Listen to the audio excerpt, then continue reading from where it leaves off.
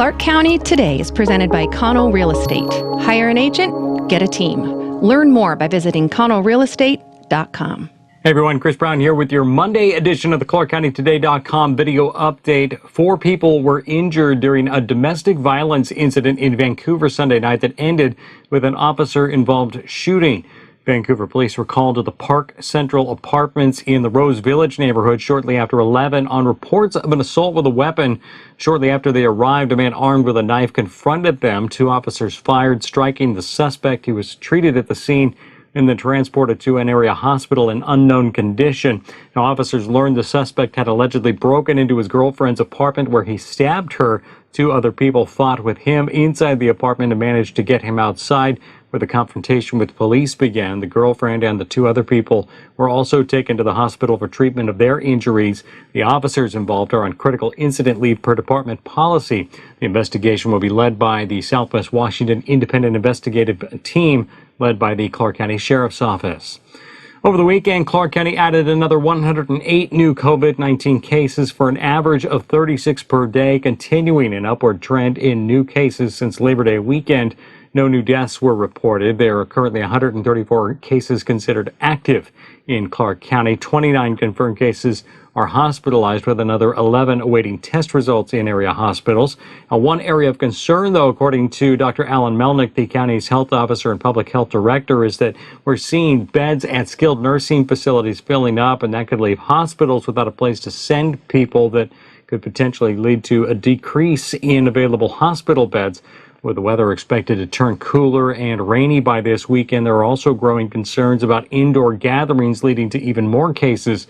We're expecting to get an update on the current rate of new cases by this time tomorrow.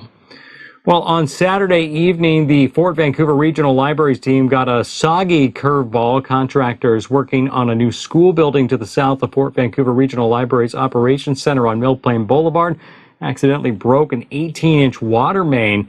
Water quickly flooded the lower floors and basement of the center. Water levels reached 2.5 feet and also flooded the center's vehicle bays even higher, with newer vans becoming partly submerged.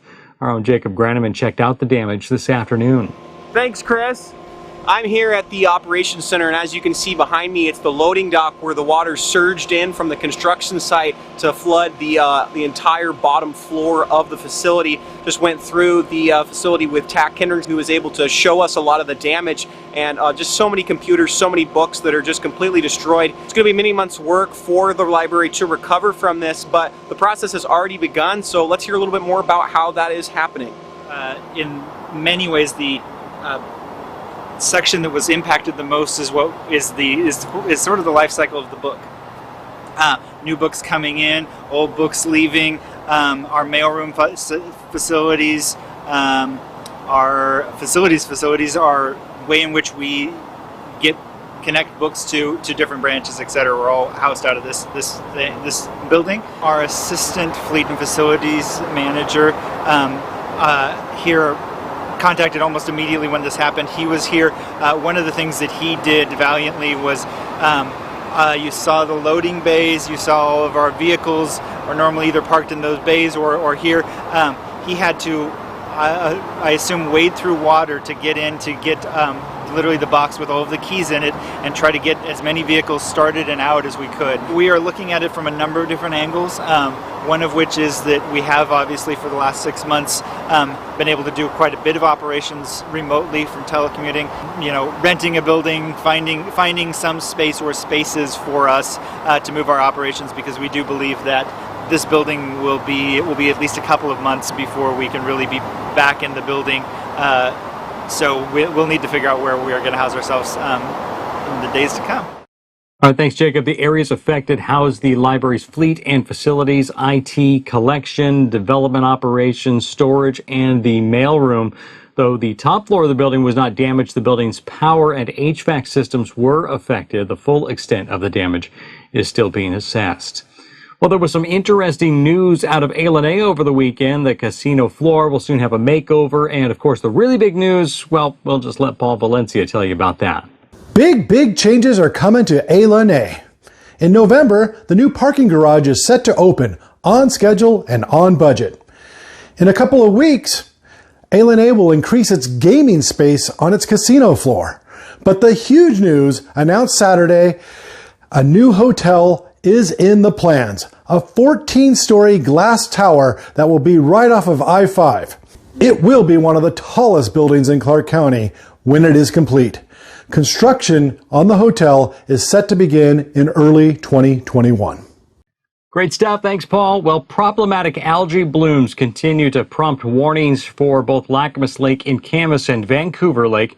On Friday, Clark County Public Health issued a danger warning for unsafe water quality at Lacamas Lake due to increased levels of dangerous cyanobacteria. Vancouver Lake currently has a warning notice in place, which means people and pets should stay out of the water. The concern for health officials is that the water actually looks fine without the usual telltale blue-green scum on the surface.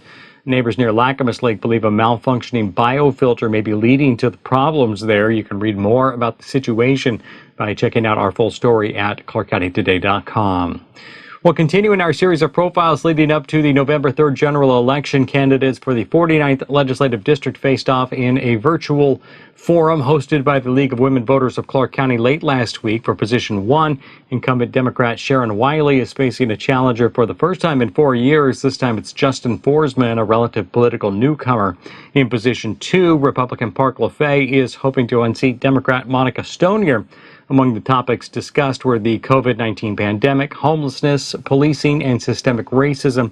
Make sure to check out the full profile of each race and where the candidates stand on those important issues by heading to clarkcountytoday.com and clicking on the Clark County Election 2020 info button on the right-hand side of the page. You can also view the full candidate forums over at cbtv.org. And that's your Monday check of the stories that we're following for you at clarkcountytoday.com. Be sure to check us out on Facebook, Twitter, and Instagram. You can see when stories are posted and be part of the conversation. If you have a story idea or a suggestion, you can shoot us an email to news@clarkcountytoday.com. For all of us, I'm Chris Brown. Thanks so much for watching. We'll be back with you again tomorrow.